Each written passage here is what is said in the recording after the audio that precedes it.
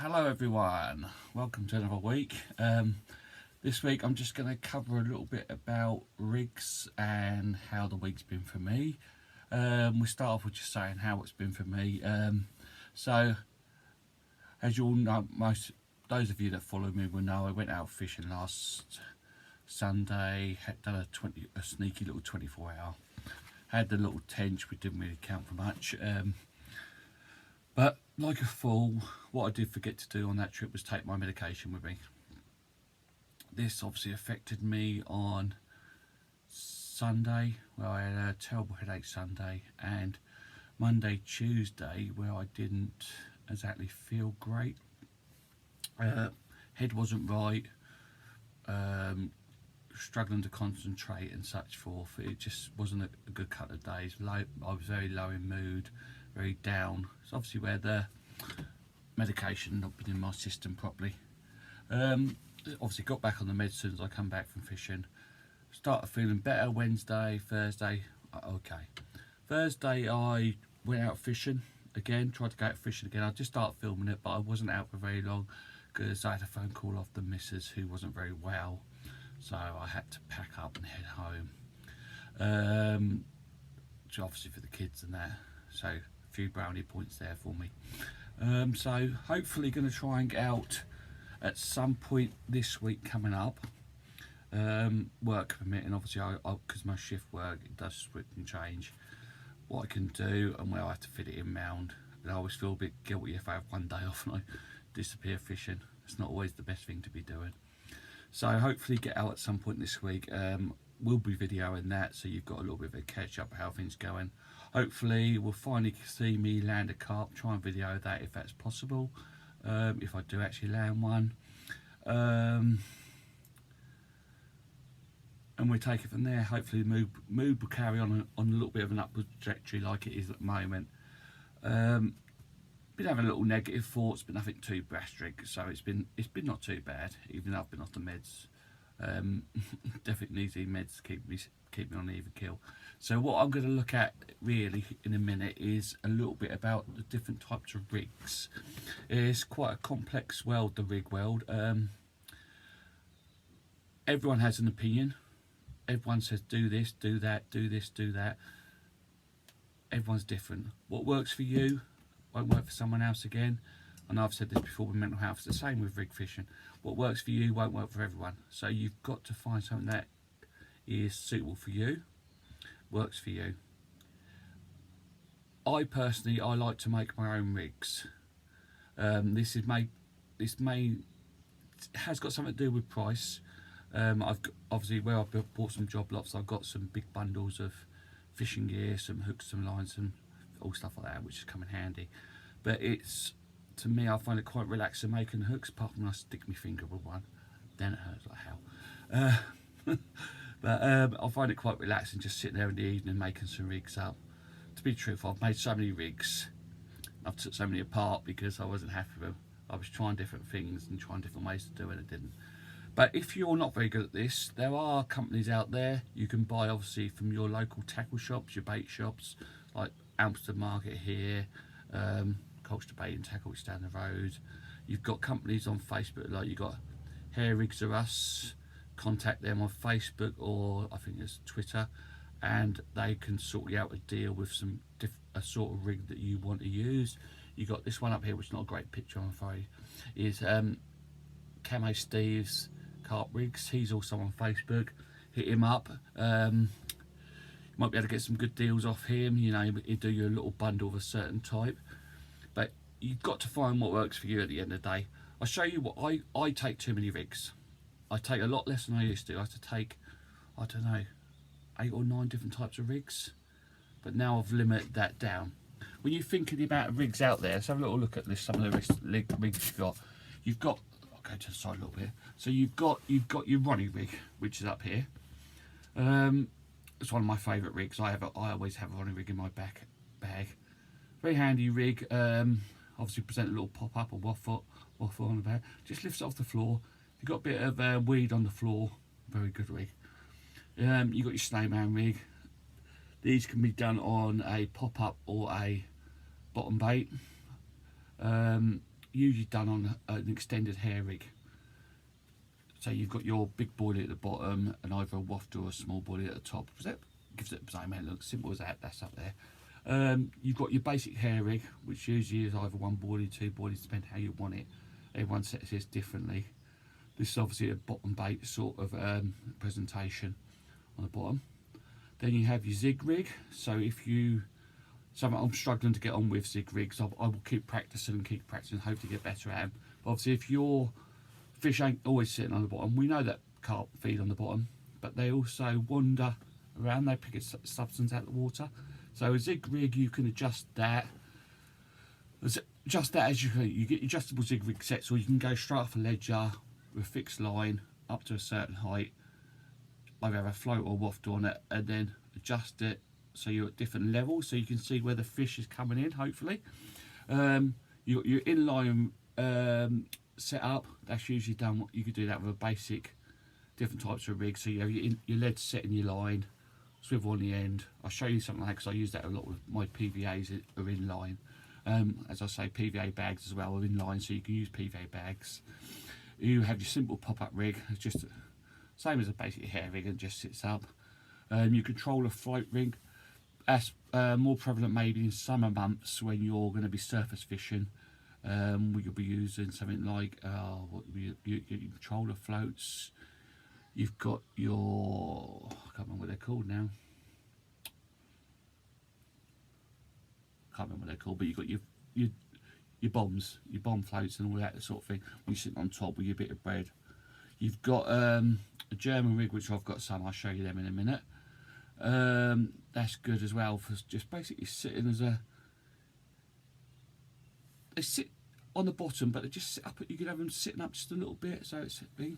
You've got your multi rig, which I've never really used, haven't really looked into, but a lot of people swear by them. You've got your stiffed hinge rig, which I've got here. I'll show you that and go through a little bit more of that in detail. Blowback rigs, which I have in my bucket as well, which I use a lot. Good for a bottom bait. Good nice little bottom bait, hook bait on it. They're meant to have quite good hooking potential, less rejection by the fish. I've got them, not caught on them yet, but we'll see how that goes. Chods and naked chods, obviously chods on a leader line, naked chods just on your main line. I've got some of them, we'll have a look at them.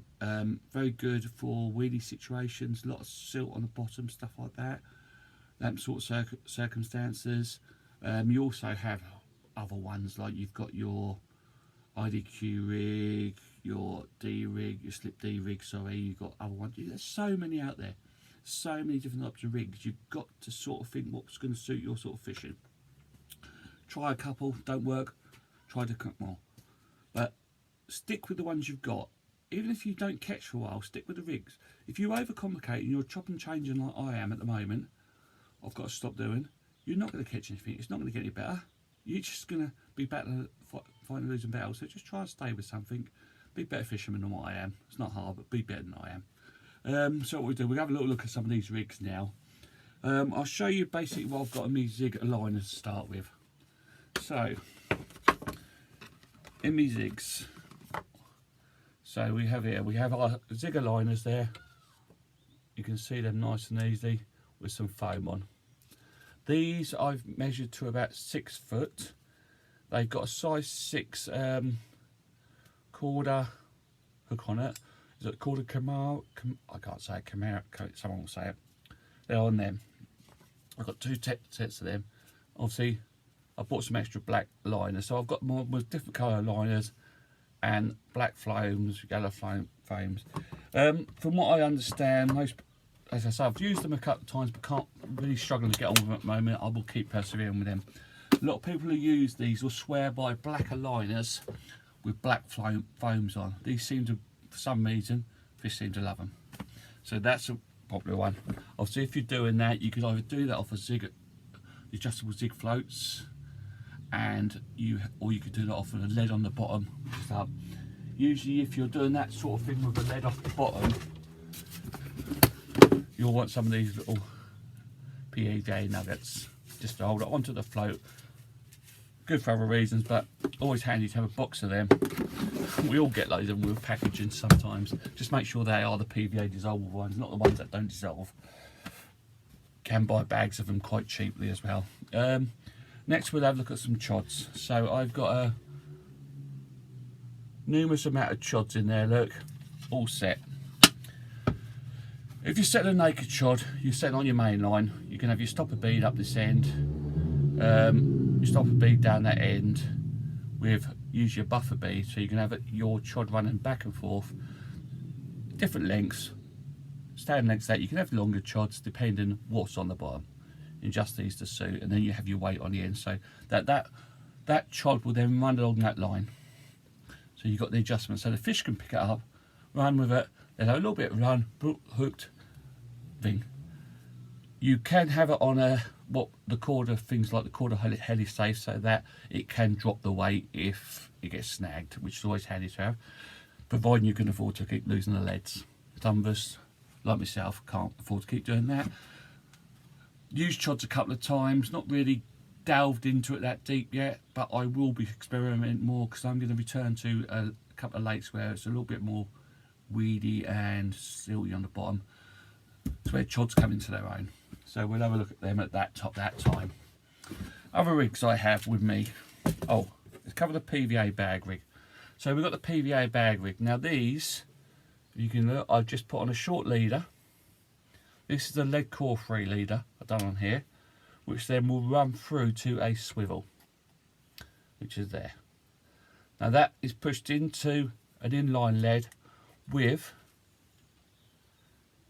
an extended piece on it. Then obviously a simple, I think that's a 4-tone gorilla, I can't remember my knots, I've got those knots, I can't remember, onto a little bit of braided line, a size, I don't know if that's a size 4 or size 6 hook, with a little bit of a hair and a bit of imitation corn on it. So what obviously I'll do is get my PVA bag, drop that first bit in, put my pellet mix around it, then drop my lead in, just tap it round so it's all clean, pull it up, wrap the bag around the top here and seal it, so it ends up looking, it's not the tightest of bags, I know, I apologise, but it ends up looking a bit like that. So you've got your stem, that's it, stem, that's what I was thinking of, stem there, tied up with a bit of PVA tape, fold the ends over, so when that, obviously that's got the weight in it, so it's going to be easy castable. When that lands, it's going to bang, hit on the floor like that. This bag's going to dissolve away. You're going to have a little pile of PVA nuggets in that area, and then that little floating imitation corn is just going to then, get it. So it's just going to float like that, and then just sit that hook there, just above the PVA. So the fish are going to come in, smash all that nuggets, suck that up, suck that in, job done, and away you go. The last two carp I caught, the 13-12 common and the, was it 12, I can't remember the size of it now, 12-3 mirror, were both caught on PVA bags at one of the lakes. I did catch a bream on it first. You'd always run the risk with these sort of baits, you're going to get breams and such forth. It's what fishing's about. Other fish are going to want this. From what I understand, the only fish that tends to not avoid sweet corn, don't know how true this is, tends to be catfish for some reason. I don't know if that's true or not. I'm sure someone will clarify or someone will say I'm talking low rubbish. But that's what I've heard. So, now for the rigs I take. Obviously I have my chod rigs and my zig rigs in my bag. That's why I carry too much stuff, you see. And I also carry this little quarter rig safe I have here full of rigs. So these predominantly in here, I think there's just a couple of hair rigs, and majority in this one are blowback rigs, which we have here.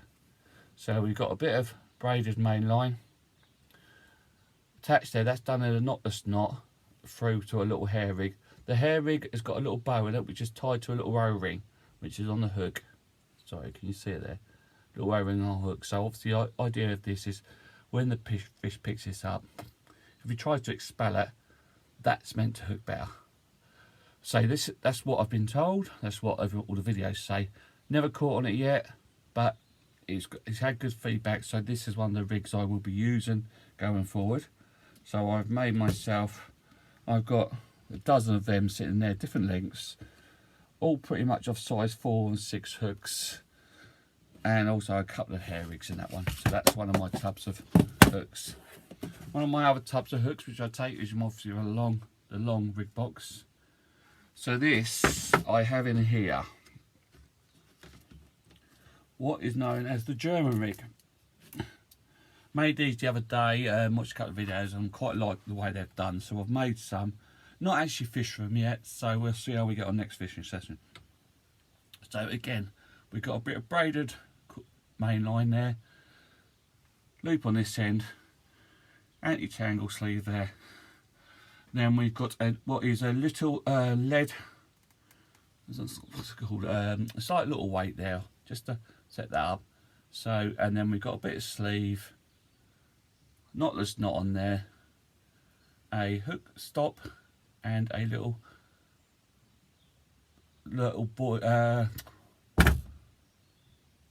forget me words today, so what you say is that little boilie attacher, so a little threaded boilie hook. So there, so that will sit there. So keep that little ring opposite there. Sorry, I've got my words today, I'm not having a great day. The idea is that will sit there now, sit on the base, that will sit on just there, and that will just freely float there with your wafter or your boilie, just floating nice and steady, and the fish will see that, bang, job dropped. That's the German. They're done with a size 6 hook, I've made them up with, and varying types of corded brain. I'll just trying to get that in there before I stab myself in the finger. I also have in this pot I have some Ronnies, good old Ronnie rig, stroke spinning rig. So they're done. These are done on a boom section using called a boom rig. So basically, the idea is that's attached there to your end of your line, with your weight on. Cast it out, boom. That just lowers itself down like that. I've got to put some weights on this end because I've not done that yet, or a bit of get that bug. I told you I totally forget my words today. Dark matter putty, bit of putty on the end there. And that would drop that just enough so it's weight. I like to do that before I actually put it in, so I'm going to put my boilie or my pop-up or waft or whatever I'm using on there first, and then just in the margins where I am, I'll drop that in, see how that drops down, see if that drops down how I want it. If not, I'll add a bit more weight. I just want that to sit on the base there, so that's just sitting up, presenting the bait to the fish.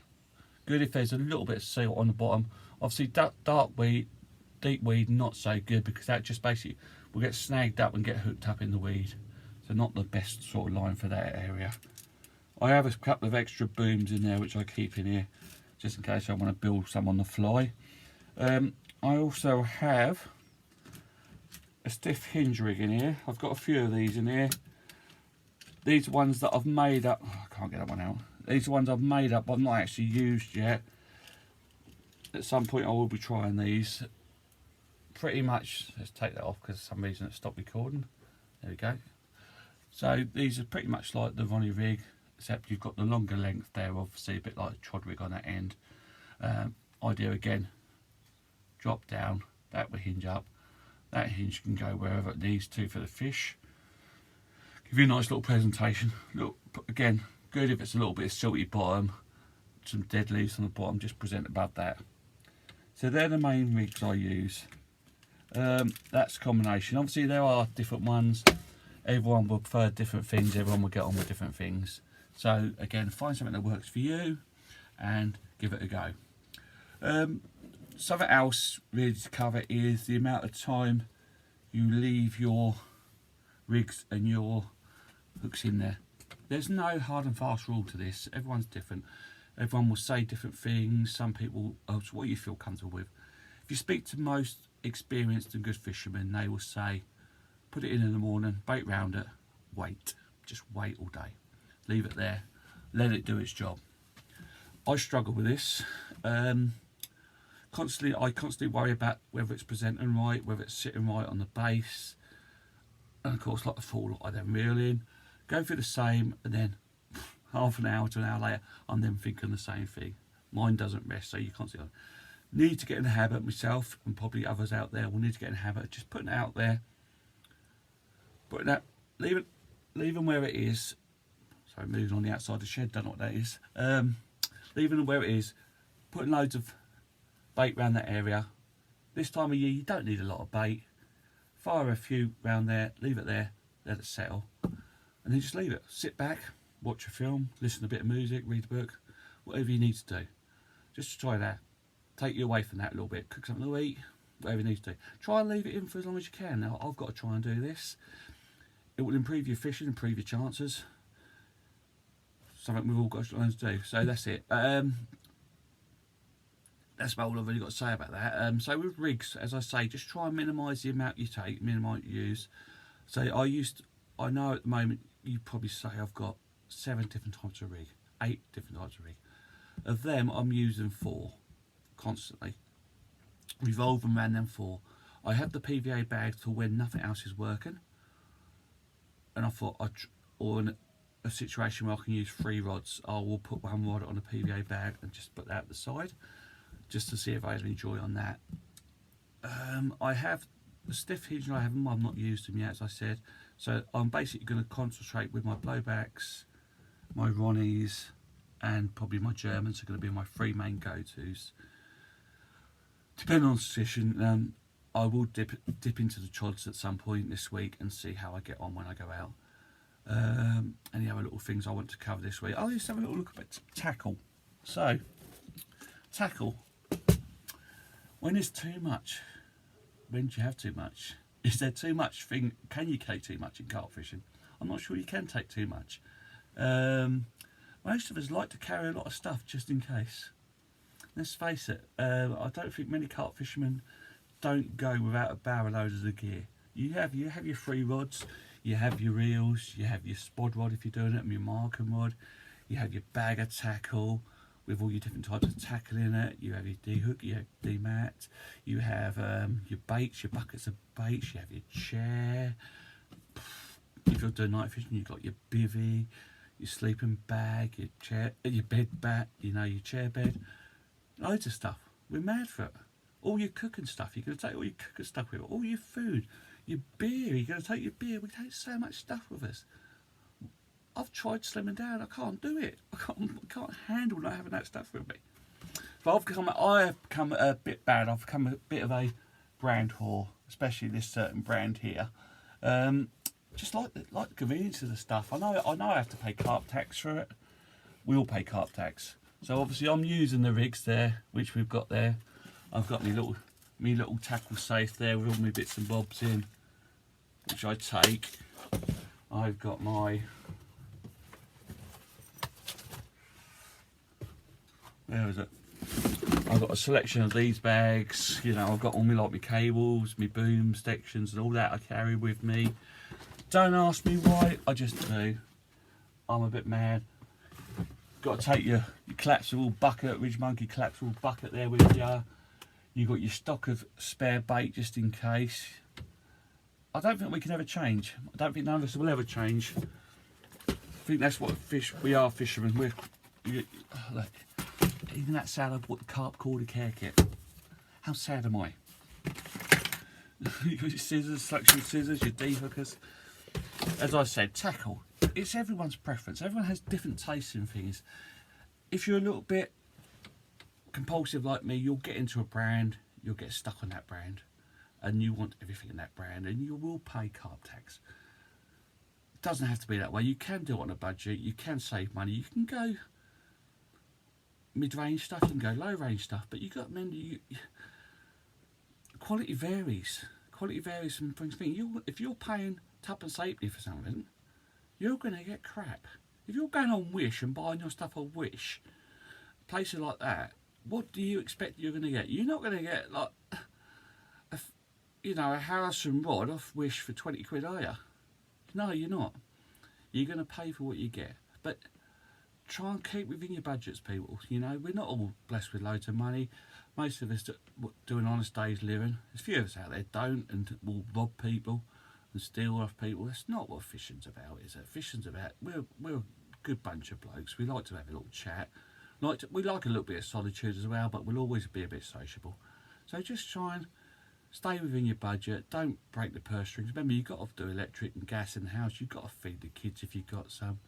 And the missus always wants stuff, so you've got to budget. But you can get stuff on Facebook Marketplace cheap. You can get up bargains. Go car boots, pick up some bargains there. That's what I've been telling my boy to do. He wants some new rods. He keeps looking at you, oh, I need one that, but he's a little bit compulsive like me, so he'll want something, expensive, then he'll want something better a couple of weeks later. It's a trait we can't get away from it. But just try and stay within your budget, people.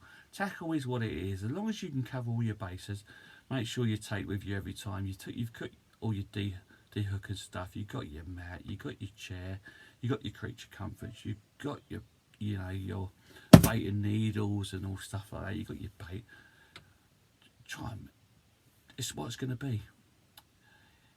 We're not match fishermen. We're carp fishermen. And that's what we're like. That's our personality is. We're going to want all this. It's going to be carpy, which is a horrible saying. You're going to have your carpy top on. You're going to have your carpy bottoms. You're going to have all your carpy hat. You're going to be carpy. So just enjoy, people.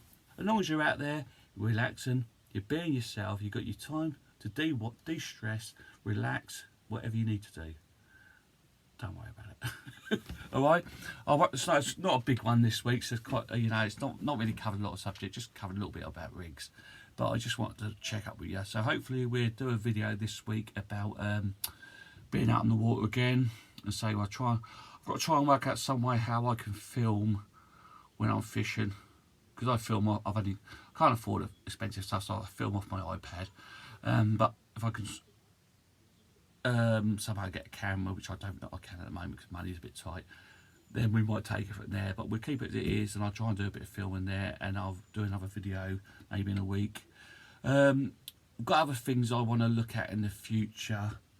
I want to cover bits about types of bait again, because obviously, as you can probably see from up my shelf up there, I have loads of different types of baits that I've been getting. Most of these were given to, I'll try and set it now. Most of these have been given to me when I bought a job lot. It's not really my thing, some of them, so I don't know what to do with them yet. We'll have a look at bits about chairs, finding the right chair for what suits you. Rods. I've only got a couple of cheap rods, average price rods, as you know, so someone might lend me some so I can do a review on them, you never know.